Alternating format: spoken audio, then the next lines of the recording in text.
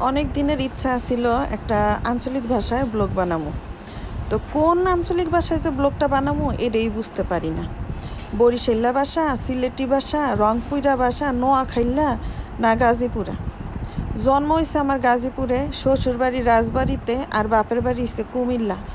কোনো ভাষাই আঞ্চলিক ভাষাই আর কি আমি ভালোভাবে রপ্ত করতে পারি নাই, যার কারণে আমি ভালোভাবে কোনো আঞ্চলিক ভাষাই বলতে পারি না।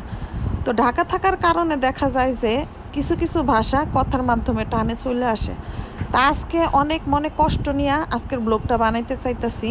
তো জানি না কোন ভাষা আর কি আমার মনের কষ্টটি দুঃখটি আপনাকে লগে খুলে আমি কইতে পারবো।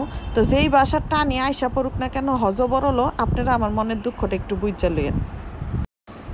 ফেসবুকে আর টিকটকে যে নিউজ দেখি, দেখতে দেখতে সারাটা দিন মনটা এত খারাপ, যার কারণে রাত্রে শুইতে গিয়েও ঘুম আসে না। ঘুমাইতে ঘুমাইতে দেখা যায় যে 1টা থেকে 1:30 বাজা যায়। তো যাই হোক, সকালে আর ঘুমের থেকে উঠতে পারি নাই, বাচ্চারাও মাদ্রাসায় যায়নি। তো এদিকে মনের দুঃখে ফ্রোজেন পরোটাই বাইক করে লইলাম। তো এদিকে পরোটা বাইজা নিতেছি, আর চাও বসায় দিছি, চা হইতেছে, আর সেই সঙ্গে একটু কাবাব বাইজা নিব। তো দুঃখের কথায় আসি, আজকে নাস্তা বানাবো, নাস্তা করব, আর আপনাদের সাথে শুধু আমার দুঃখের কথাটি আলোচনা করব। মনের মধ্যে বুঝছেন এমন দুঃখ পাইছি যে যার কারণে আজকে আর ভদ্র থাকতে পারলাম না। ভদ্রভাবে মনে হইলো যে মনের কথাটি প্রকাশ করতে পারবো না। তা আমি অভদ্রভাবে এই কথা বলতেছি, কিছু কেউ মনে করবেন না। তা আমার দুঃখটি শুনে আপনাকে মন্তব্যগুলিও পারলে কমেন্টসে জানিয়ে যান। তা দুঃখের কথায় আসি, দুঃখ পাইলাম কোথায়?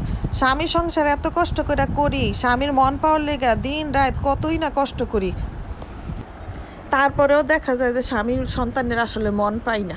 আর এইদিকে এক এক আফারা ম্যাডামেরা যা শুরু করছে, কি আর কমু। হ্যাঁ গো, কারণে আমরা আমগো স্বামীগো কাছ থেকে ভালোবাসার থেকে বঞ্চিত হইতাছি। তো যে নিউজ, ভাইরাল নিউজ, এটা তো আপনারা সবাই জানেন। শিখা আপায় কামড়া করলোটা কি? ছোটোবেলার থেকে বংশের প্রদীপ জ্বালানের লেগা, বাতি জ্বালানের লেগা এক একটা পুরুষের কত কষ্ট, কত সংগ্রাম। আর হেই বাতি করলো কি, শিখা আপায় নিবাইয়া দিল। ছোটোবেলা কষ্ট করলো তো করলো, বড় হইয়া ও শিখা পারে আনছিল বাতি জ্বালানের লেগা। আর হ্যাঁ, বাতি না জ্বালাইয়া দিয়া বাতিটা নিবাইয়া হে নিবাই না প্রদীপ করলো কি সারা বাংলাদেশের মধ্যে ভাইরাল করে দিল।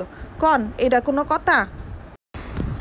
আর এই ভাইরাল নিউজ দেখা আমার জামাই তো ডরে কাঁপতে কাঁপতে বেটার খালি হাডু দুইটা কাঁপে। বেটায় বাসায়ও আইতে চায় না, আমার লগে ভালোভাবে কথাও কয় না, আর রাইতে তো একখানে শুইতেই চায় না। তো কি আর কমু দুঃখের কথা, এক এক ম্যাডামে গলই গা আমগো হইছে অশান্তি সংসারে।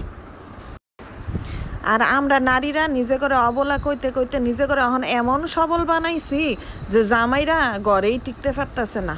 তো যাই হোক, আমার কথাটি যদি খারাপ লাগিয়ে থাকে, আমি আপনাদের কাছে আগের থেকে, সংসারে কত কিছুই হয় স্বামী স্ত্রী দুইজনের মধ্যে, এটা আবার মিটটাও যায়। ধৈর্য ধরতে হয়, দুইজনেরই স্যাক্রিফাইস করতে হয়, ভুল বুঝাবুঝিগুলি নিজেদের মধ্যেই সমাধান করতে হয়। তাই বলে কি এরকম কোনো কাজ করতে হয়? আপনারা যে যাই বলেন না কেন, আমার কাছে মনে হয় কাজটা একদমই ঠিক হয় নাই। দুনিয়াতে সবচাইতে মধুর সম্পর্ক হয়েছে স্বামী স্ত্রীর সম্পর্ক, একজন আরেকজনের অর্ধাঙ্গ অর্ধাঙ্গিনী, বন্ধুর মতন। তাই সেই স্বামী স্ত্রী যদি একজন আরেকজনের শত্রু হইয়া থাকে, তাহলে একই ছাদের নিচে একই জায়গায় দুইজনরে লইয়া থাকবো কেমনে? আর এই নিউজ ভাইরাল হওয়ার পর বিবাহিত পুরুষে গত কলজার মধ্যে পানি নাই, আর যেডিও অবিবাহিত আছে হেডিও এখন বিয়া করার লেগা ভয় পাইতেছে। কার মনে কি, এটা তো আর কন যায় না। তো যাই হোক, যা হওয়ার তা তো হয়েই গেছে। তো এখন বিবাহিত যে আপারা আছেন মাথা গরম করেন বেশি বেশি, তো ওই আপা করে কমু যে প্লিজ আপনারা এইরকম কোনো সিদ্ধান্ত নিয়েন না যেটা সংসারের জন্য, জীবনের জন্য ক্ষতির কারণ হয়ে দাঁড়াইব। আর ভাইয়ারাও প্লিজ আপনারা আপনাদের ওয়াইফদেরকে বোঝার চেষ্টা করবেন, যতটুকু পারবেন একটু ধৈর্য ধরে সংসারটা করার চেষ্টা করবেন। আর যারা মহিলাকে উপরে অত্যাচার নির্যাতন করেন, তারা তো বুঝলেনই যে নারীরা কি করতে পারে আর কি করতে পারে না। সংসারটারে জাহান্নাম না বানাইয়া জান্নাত বানানোর চেষ্টা করবেন। তো সবাই ভালো থাকবেন। আজকের ব্লগটা এই পর্যন্তই। আল্লাহ হাফেজ, আসসালামু আলাইকুম।